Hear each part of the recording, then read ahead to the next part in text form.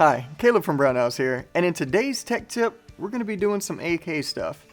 So I was on the Brownells website recently, noticed that we carried these sweet Zastava ZPAP M70s, but if you know anything about the M70, you know that they are a little tricky to modify because of their thicker receivers and different stuff like that, but there's not a whole lot of upgrades out there for them, so I then challenged myself to find out what I could grab that we carry here at Brownells and turn this into something even cooler. So let's just kind of jump right into it, and I think we'll start with the internals. We'll go ahead and change out that trigger. So what I have here is the ALG trigger. So this is, if you're not familiar with ALG, sister company to Geisley. So this is the trigger they make for the AK platform. So we're gonna see if I can get it in there, I guess. I'll knock everything over, then I'll neatly slide it over, and I'll put it over there for now. Alright, so let me go ahead and open up the trigger and see what we got going on. It's been a while since I installed one of these, so let's burn this bridge together.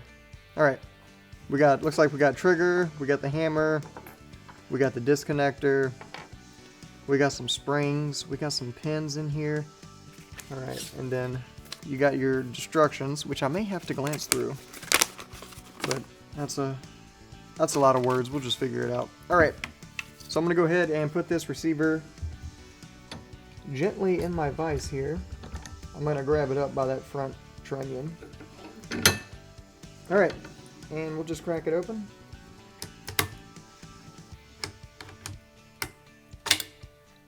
Pull off our top plate. Get that recoil spring out of there. I'm just gonna drop everything today.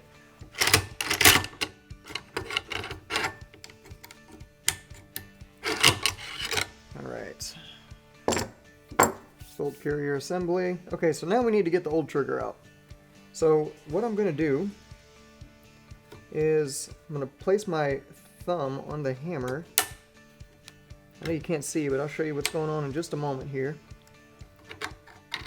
Alright, we're going to take out our selector, or safety if you will. Alright, and now kind of just like I do on the AR-15s, I'm just going to pull the trigger and release that hammer tension. Alright, so now on the inside, I'm just looking for a rag here because I got greasy fingers now and I'll be slipping all over the place, dropping even more stuff. But I'm going to get this so you can kind of see here. So you can see what's going on inside there. You notice that the hammer legs are on top of that trigger. And if you also notice, you have two pins in the receiver, and we need to get those pins out. There's a retaining plate. Let me get a pointing tool here so I can show you. I'll use the back side of my file. If you look here, this piece right here is a retaining plate, and it's retaining both of those pins. So what we need to do is kind of lift that up and back. And what was keeping it in place was actually that selector, because that selector pin sits right on top of it so it can't move. So what we're going to do is just kind of pull up and back and get that retaining plate out of there. Alright, so I'm going to put it back in the vise. And I'm going to do exactly what I just described to you that I was going to do. I'm going to grab a punch to help me out here.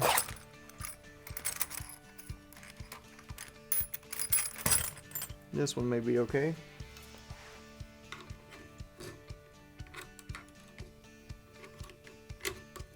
And I'll kind of, once I get it moving a little bit, I'll show you before I take it all the way out. There we go. Alright. So there it is again. As you notice, it's sitting a little higher. All I did was lift up on it, and now all I need to do is pull it back and out of there. And there you have it. So that's what's keeping these pins in. Now if you notice, the pins on this side are smaller than they are on this side. So obviously needed to come out this way. So now you can just take any standard punch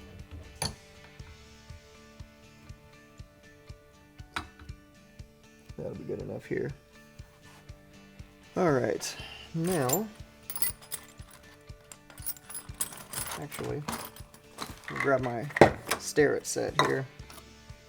And I'm gonna grab my, what is this, 5/32. Grab a small hammer here. And I'm gonna go ahead and push out the hammer first.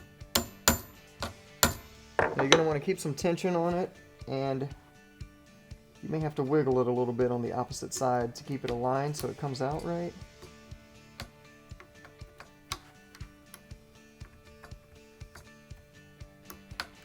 Because there's a groove that actually interacts with this retainer plate, and as you start pushing it out, that groove can catch on the receiver like it's done here just now, and that'll cause a little bit of issue. So I'm just going to grab it from the opposite side while I push and reposition it.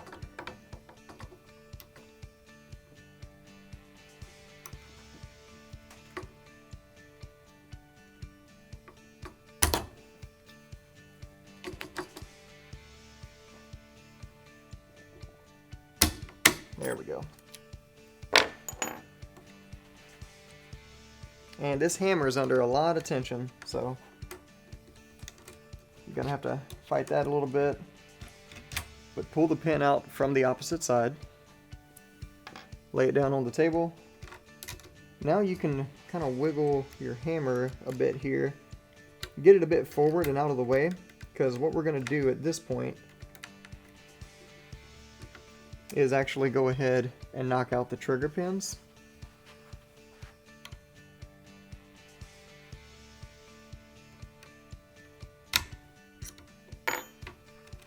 That came out much easier. Okay, I'm going to take this out of the vise so you can kind of see what's going on here. Both pins are out, everything's just kind of stuck in there. But I'm going to go ahead and lift this trigger out, just like so. And I'm going to take this hammer and move it back past these rails here and then up and out. But as you notice, the feet of this spring kind of want to catch on everything. So you got to move those out the way as you go.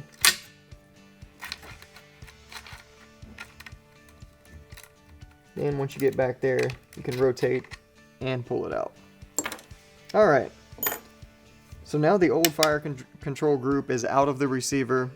We can start putting the new one in. As you notice, the Geisley one didn't come with the hammer spring, so we're going to need to reuse that old hammer spring. So I'm going to see if there's a way I can put this in here so we can kind of both see what's going on. Maybe if I grab it up front here.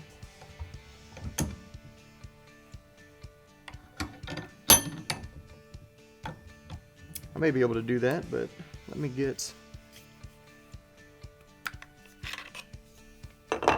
this piece out the way here. There we go. Okay. So now I'm going to compare this new hammer with my old one. I'm going to put this spring on this hammer just how it is here. So I'm just going to pull the legs off. It's very similar to doing an AR-15. It's just a way heavier spring.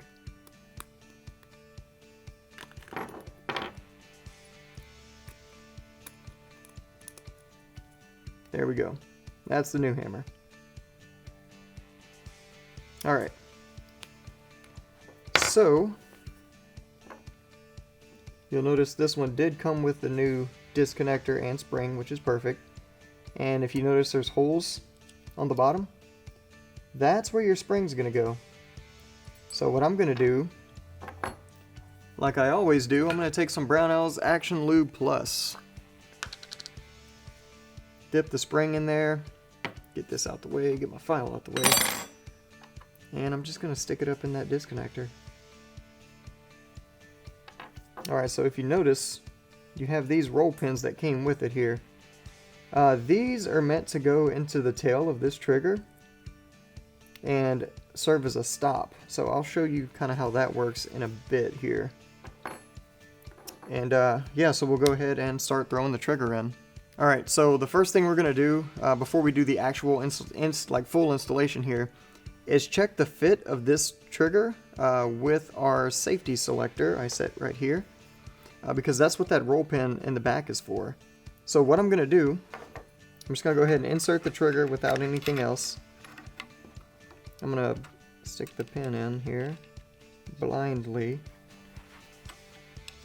There we go.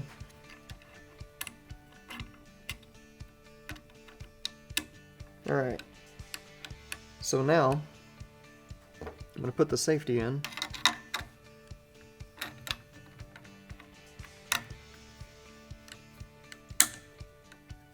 Alright, so in the safe position, yeah, that's a pretty good gap there. So what we want to do, if you can see, yeah, you can probably see in there that trigger moving back and forth. What we want to do is minimize the space that or minimize the room that this trigger can travel with this selector in. So we're going to go ahead and install that roll pin.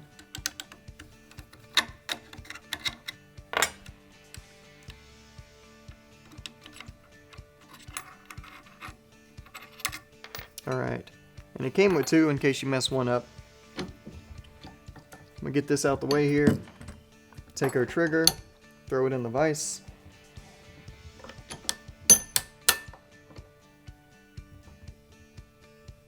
There we go. And I'm going to use a roll pin punch.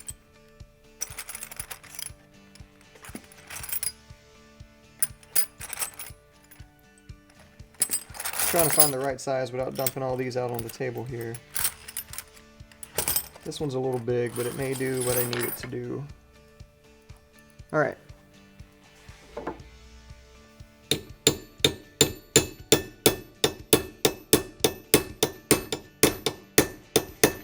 Alright. And if you remember how much the trigger was moving, that'll give you a roundabout of where to set it. So it's sticking a little high right now still, so I'm going to go a little bit deeper with it. That's why it's good to do that test fit before you put it in, because on some guns you might not even need it at all.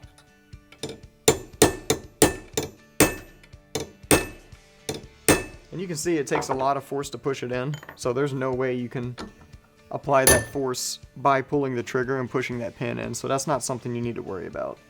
Alright, now let's get it back in the gun.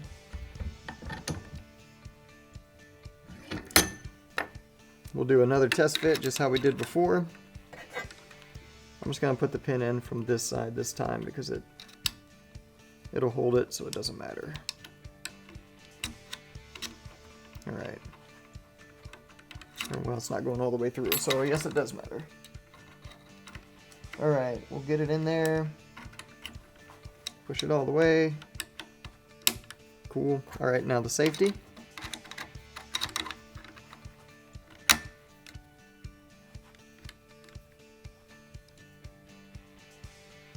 Alright, so we got to go deeper because the safety does not fit. So we're close now.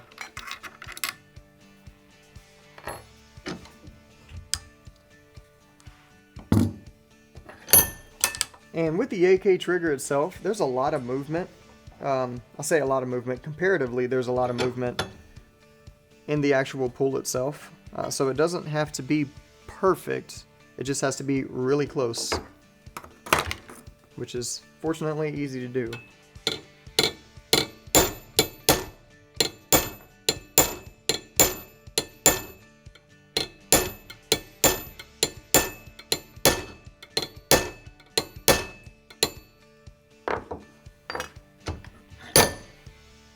I don't think it moved much. Alright, we'll see here.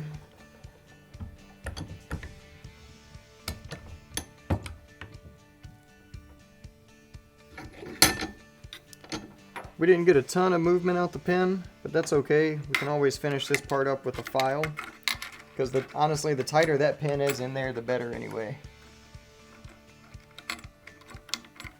This is a tricky thing to do when you're not looking inside the receiver.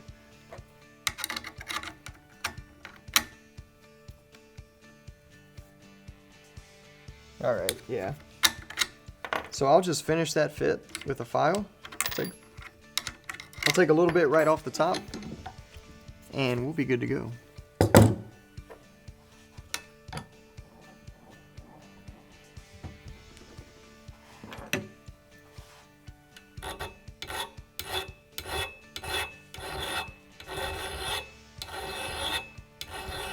I mean, I was secretly hoping I'd get to file something anyway, so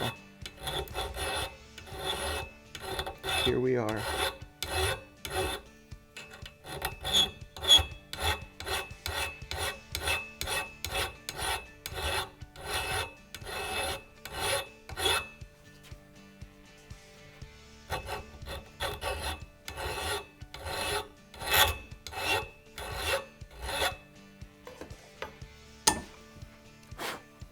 Alright, make sure you get all your metal shavings off if you go that route.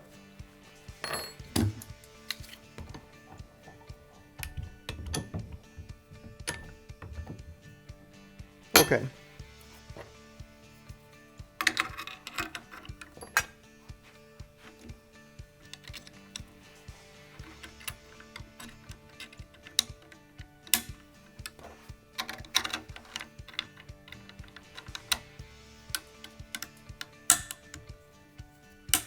Alright, in the safety position,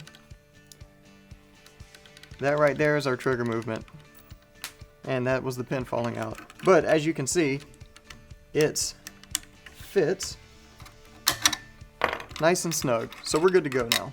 I'm going to pick up that pin. Alright. So now, we just need to go ahead and install that full trigger assembly. Alright, so this trigger also comes with an auxiliary trigger spring, this little guy here. And this is designed to actually increase the pull weight of the trigger if you wanted it heavier from what the standard is on this one. This is an optional installation. We're not going to do it because we actually want to go for that lighter trigger pull. So we're going to leave that as is. And also, while we have the fire control group out, we're actually going to go ahead and skip installing that trigger just for a moment and install the grip, because having this out will actually make it a little bit easier. So we'll kill two birds with one stone there. So I'm going to pull this new grip out. This is a US Palm. It is the AK grip. Alright, so it comes with a new screw and some washers. So what I'm going to do is turn this towards you now so you can see what's going on here. And if you look on the bottom of the grip, you notice there's a screw there. We're going to take that out. And I'm just going to step off here to grab these wheeler wrenches, just because they're super convenient to use. I like having these around the bench. And I'm going to grab, I'm going to guess 3/8. And I'm going to guess right. So we'll just pull this out now.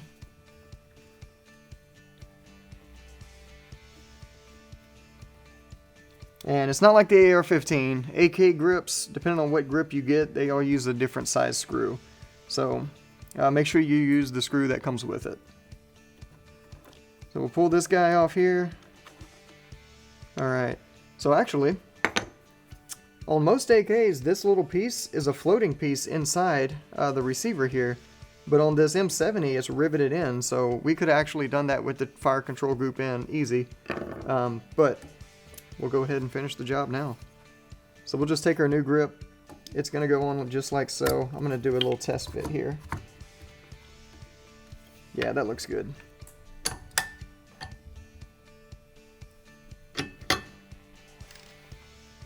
Alright.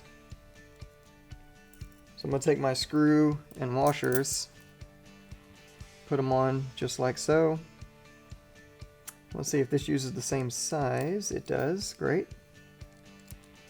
Now we're going to need to go all the way in. And I'm actually going to turn it away from you so I can see what's going on here.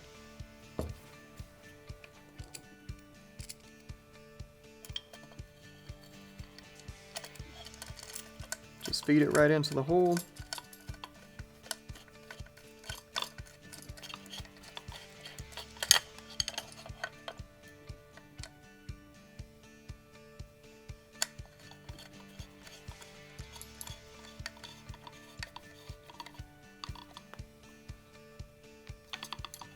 nice and snug. There we go. Alright, so our new grip's on. And that feels way better than that basic wood grip. Goodness. Okay. Now, we'll go back to that fire control group situation. So I like to put them in just how I took them out. This may not be the same exact way everyone does it. So with that being said, this is a way. It's not necessarily the way. So what I like to do is just kind of set my hammer down in there again. Kind of this, similar to the same way I got it out of here.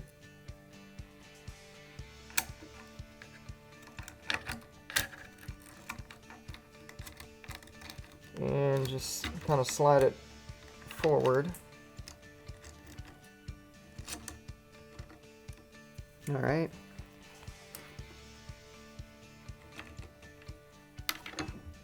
And I'm going to be flipping it to me quite a bit because I do not have X-ray vision.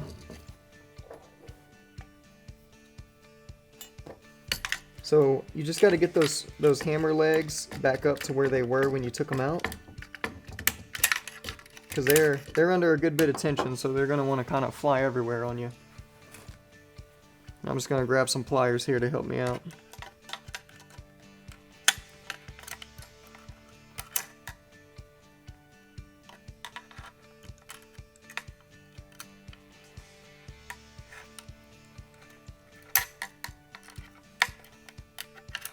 Alright, so I'm going to take the trigger and let's see here. Trying to grab this in such a way where we can both see what's going on. That might actually do it. Okay.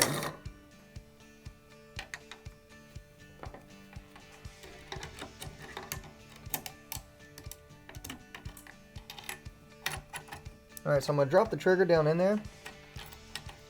I'm going to take the legs from that hammer and set them on top of the back of the trigger, which I'll show you in just a moment once I get it going here.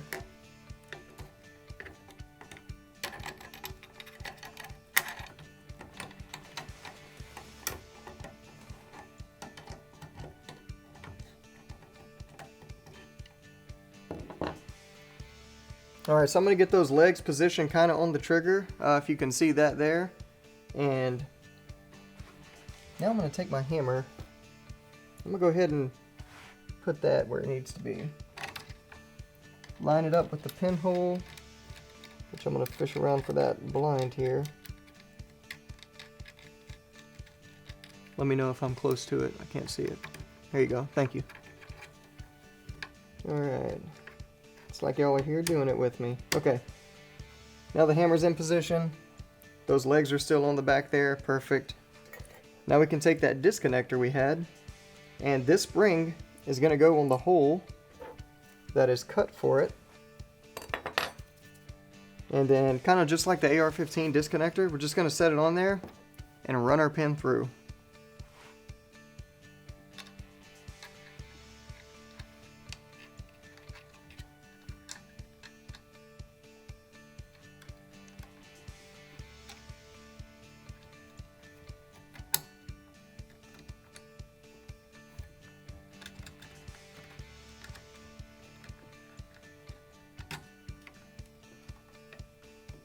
And unlike other Geisley triggers, this one actually doesn't come with the slave pin. It'd be way cooler if they did. But that's okay, it's not too hard to put in. Okay, we're all the way in. Now, the retaining plate needs to go back in. So this guy's going to go in just like this. The front pin is going to capture here. The rear pin is going to capture down here. So we're just going to come in at an angle like this and drop it in. So it's just going to go just like that. There's no real easy way to show you this one, but what I'm doing, I'll just explain it. I hooked it in that front pin first, and I'm just dropping it down on top of that rear pin, and it's in place. Now what keeps it from lifting out is the selector. So we're going to drop the selector in. It's in place. There we go. So we'll just cock that hammer, put it on safe, pull the trigger, make sure it doesn't fire, put it on fire, and with your thumb over it, pull the trigger, and it'll release. Cool. So that's the installation of the ALG trigger. Now if you wanted to put this extra power hammer spring in, or excuse me, trigger spring in to increase the pull, it would just drop in. Let me show you here. You would literally only just set it on that side of the pin right there. So while you're pushing your pin in, you just captured that spring, and that'll give you a heavier trigger pull. Okay, let's move on to the last few parts here. What we're going to do now is change the stock. We're going to put a new, or not a new stock, it's all, yeah, a new stock. I'm all over the place, excuse me. We're going to put a 1913 adapter from JMac Custom on there. And then we're going to put this triangle stock, also from JMac Custom, on there. Because these are awesome products. And I was just waiting on an excuse to use them. Let's see. I'll grab it up here by the trunnion. Alright. So, there's no tang on these M70s. They actually screw right into the back. So it actually makes things a little easier. So what I need is a screwdriver. Oh, these are Torx head. Perfect. I'll use my wheelers. T15. Pull that right out of there. This may be the first time I've seen wood screws with Torx head on them that weren't used to, that I didn't use to like build my porch or deck or something, you know. So that's pretty cool. It's the first time I've seen a Torx screw, a wood Torx screw for a gun. Let me put it that way. All right, now I gotta see what the heck I need to get in there, and to do so, I'm just gonna use the flashlight on my phone. I'm sure there's flashlights on guns all in this building, but alright, it's just a standard slotted tip screwdriver. So that's all we need. Let's see if we have one long enough here. We'll open up our Fix-It Sticks Field Armor kits and see if this will fit. We're just short. Alright, so I'm going to grab, might be able to do it with an extension. Let's see here.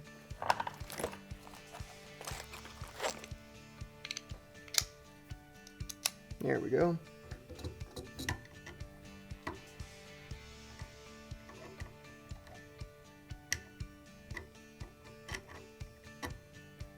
If I can find it.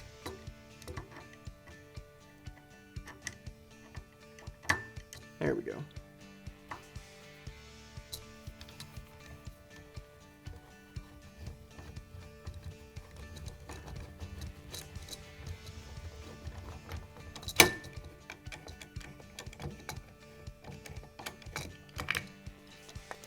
Pull that off and set it aside. So what I did, I used my Brownells screwdriver with that Fix-It Sticks extension, and that gave me plenty of length. Alright, so the new piece, as you can see, the back of it, this rear trunnion is literally just a inletted piece of steel with a hole screwed in it. So, that makes things very convenient. We'll open up our JMac package here.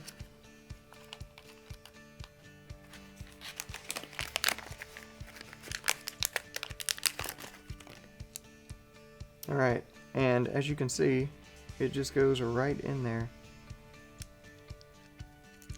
Alright, let's just find the right size driver.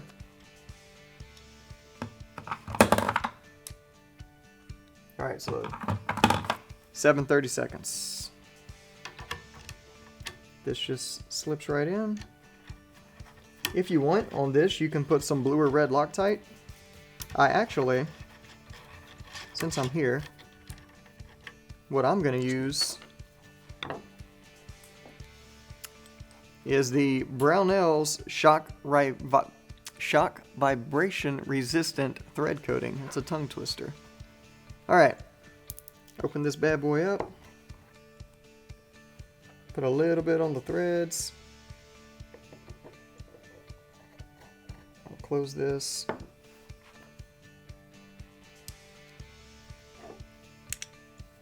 And we'll go back in with it.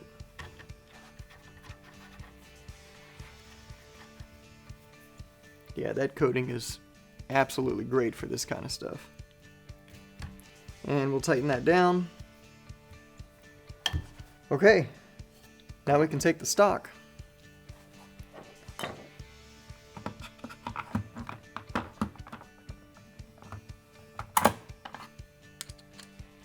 Yep, 330 seconds.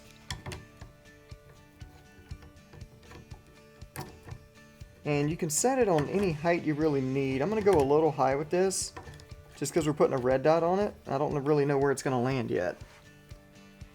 Alright. There we go. Now that's on. Okay. At this point, we can actually reassemble everything else.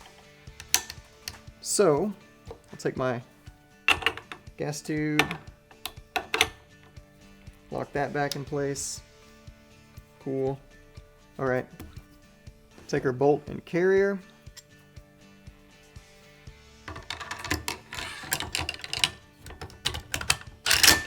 Drop that on. Recoil spring. Goes in. Dust cover.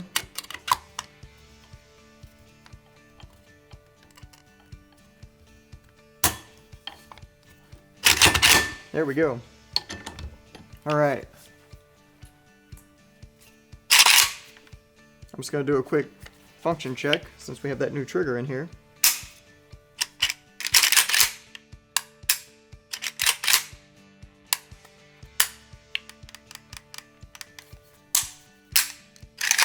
Great.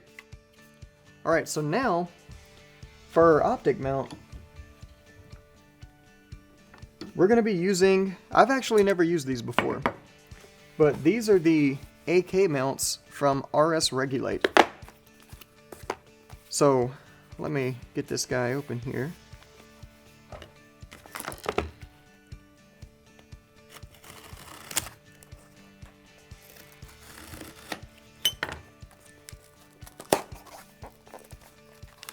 So you have this bridge, you got your hardware, and then you also have this mount here. And so this one's for a Trijicon MRO. We have an MRO we're going to throw on there. But if you wanted to, they make one that is just a 1913 rail, so you can put whatever optic you want on there. Actually, that's what this one is. So I need to open this box. So the point here is they make it for 1913 or whichever, it makes optic specific mounts as well. Okay, so if you notice, this piece here is the one with the latch. So this is the one that's going to be locking on to her AK style optic mount. Alright, so actually let me get that out the way, make sure we got all the hardware. Alright, so we got the instructions printed right on the back. Alright, so yeah, easy enough. It pretty self-explanatory. It just slides right on. But unfortunately, our optic mount, or excuse me, our buttstock optic mount, that hinge was in the way. So we'll just pull that off and then we can slide this on. And slide it up all the way.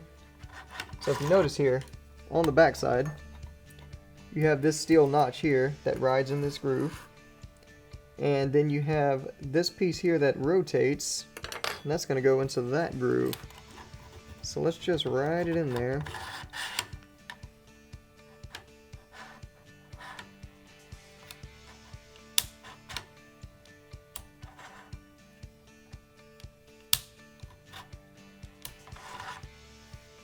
Alright, so you have this bolt on the bottom of the mount here, kind of just like your 1913 mounts, where you got to adjust the tension as you're sliding it on to make sure it locks up properly. And that one there is a little too tight, so we'll back it off a bit. I'll do 2 turns. Slide it back on. There we go. Now we'll close it here. And that's a little too loose, so we'll go tighter one more, and that'll be the sweet spot.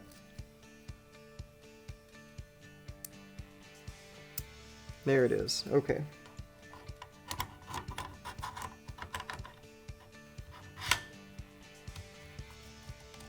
Yeah, that's nice and tight. Alright. Good deal. Alright, so now, this actually isn't, it looks like 1913 rail, but it's not. This isn't what you mount your optics on.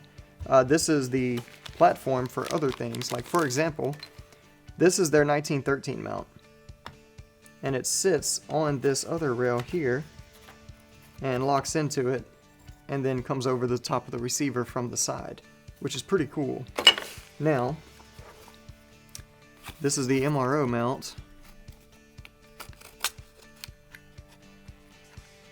Man, I picked the worst day to forget my pocket knife, man. I'm busting up all kind of boxes here. Okay.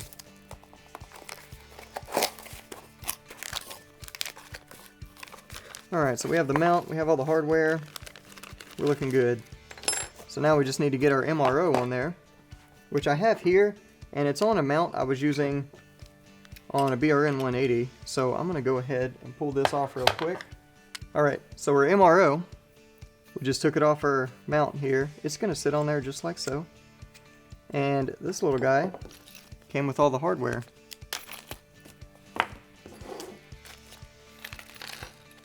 I'm just going to dump it all out on the table in typical fashion here. Okay, so these little screws here are the ones that mount our MRO. So you need to, of course, determine the front. So it has to go on this way, because if you put it on this way, then you get all kind of weird stuff going on. You don't want any of that action. So need to make sure it's on the right way. And you can put some more of that anti-vibration coating on there, but I am just going to leave it blank for now. Screw it on.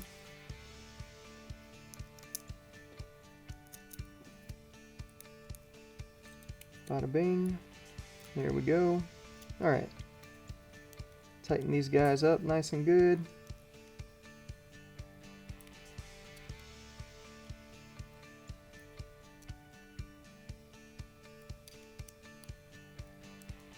Pretty much any screws in this mounting process, you can put that anti-vibration coating on, and you'll be good to go. Alright, so the way this actually mounts here, if you notice here, well actually what I'll do, I'll get my screws started just a little bit to show you how these things actually work here. RS Regulate recommends using blue Loctite. You can use some of that anti-vibration thread stuff as well. That'll work great. For this demonstration purpose, I'm just going to keep them nice and clean. Alright, so I'll show you the top here so you can see what I'm looking at. Give me just a second. Okay. Now, here's the deal with this guy here. It slides left and right on the rail so you can get your optic. Doesn't really matter which HK variant you have, because as you know, a bunch of AKs are super different. And so they left this adjustment in there so you can get it directly over your bore. So before you tighten those screws down, you just need to look down your optic and make sure it is in fact right over your bore. So right down your iron sights is where you want to be. Also, if you're in a super heavy use environment, like a war zone or something, you know, whatever, war zone, Waffle House parking lot, whatever, you know, crazy environment, you can actually pin them. So the holes that are still there on top, once you get it over bore, tighten your screws down, you can just drill directly through those and then take these pins that they provide and pin them right in there. And it uses 125 thousandths drill bit is what you're going to need. Okay, so let's set this back in here and get these screws tightened down, get lined up over bore, all that good stuff. Alright. So I'm going to get my screws down a little closer here.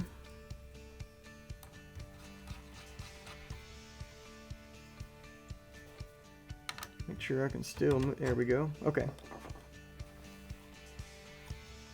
And my optic is on. It helps if you turn your optic on.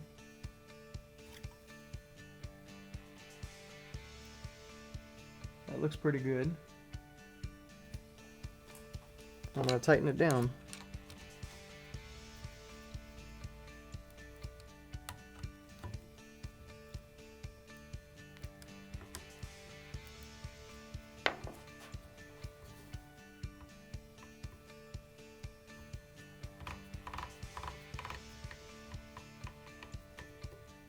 Alright, perfect. Alright, great. Now we can throw the stock back on.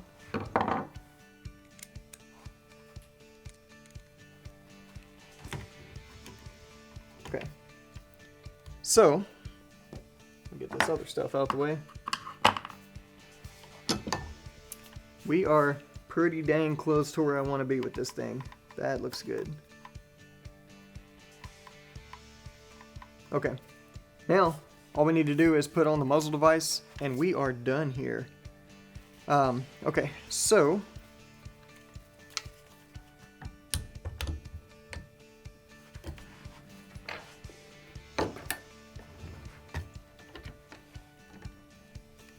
the muzzle device we're going to be using is on this table somewhere, located right here. Okay, found it.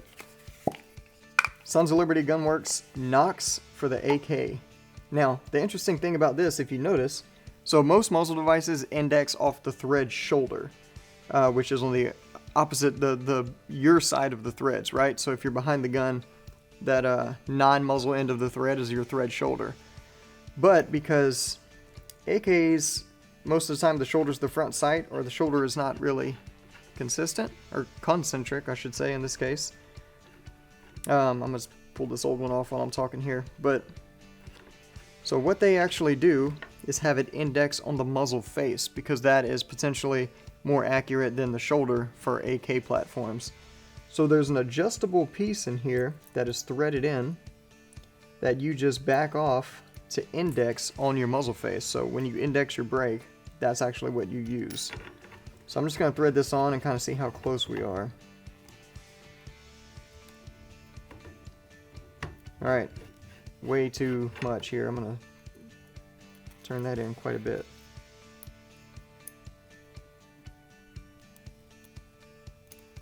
And I'm actually going the wrong way because it's a left-hand thread.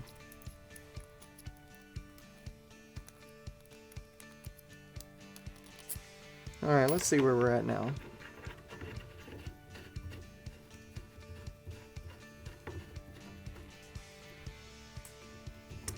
Closer, but not necessarily as far as I want to be. But you just basically keep repeating this process until you get it indexed where you want. And I'm just looking for a little bit better of a tool. I'll use the back end of my file again. Yeah, there we go. That fits perfect.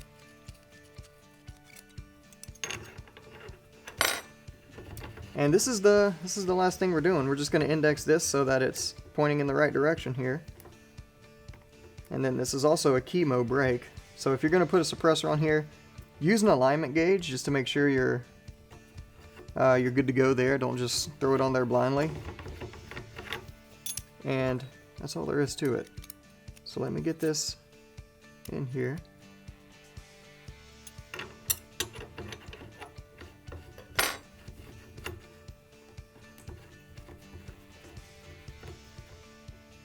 Alright, so we got that torqued on. You can also use a standard AR wrench on these. That's what's really great about them. But like I said, if you're going to be running a suppressor, make sure you check it with an alignment gauge. Don't just go crazy and throw it on there. Alright, so that is it. Just a quick recap here. We put in an ALG trigger, a 1913 adapter from JMac Custom, the triangular stock from JMac Custom, some sweet RS Regulate mounting system, Trijicon MRO, and Sons of Liberty Knox brake for the AK. Alright, so now we took this basic stock AK here. Of course, we left the handguard furniture on.